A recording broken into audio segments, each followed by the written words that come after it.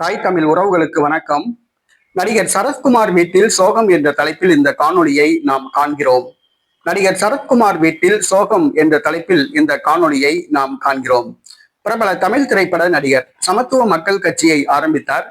இவர் ஒருமுறை ராஜ்யசபா எம்பியாகவும் ஒருமுறை தமிழக சட்டசபை உறுப்பினராகவும் இருந்துள்ளார். பாராளுமன்ற தேர்தலில் போட்டியிட்டு தோல்வியடைந்தார். திருச்செந்தூர் தொகுதியில் சட்டசபைக்கு போட்டியிட்டு தோல்வியடைந்தார். தற்பொழுது தன்னுடைய கட்சியை கலைத்துவிட்டு பாரதிய ஜனதா கட்சியில் இணைந்துள்ளார். இவருடைய இரண்டாவது மனைவி ராதிகா.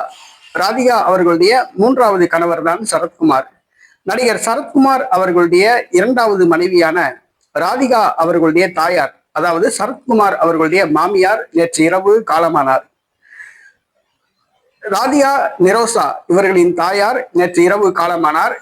இவர் பிரபல தமிழ் திரைப்பட நடிகர், காமெடி நடிகர் எம்.ஆர். ராதா அவர்களுடைய மனைவி ஆவார்.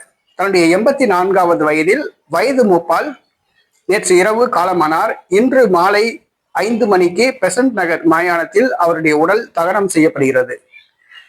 சரத்குமார் தனி கட்சி நடத்திய பொழுது அடிக்கடி சரத்குமாரிடம் அவருடைய மாமியார் கூறுவார், என்னுடைய வாழ்நாளில் ஒரு முறையாவது உங்களை தமிழ்நாடு முதலமைச்சராக அந்த பதவியில் அமர்த்தி பார்க்க வேண்டும், எப்போது பார்க்க போகிறேன் என்று தெரியவில்லை என்று அடிக்கடி சரத்குமாரிடம் கூறுவார்.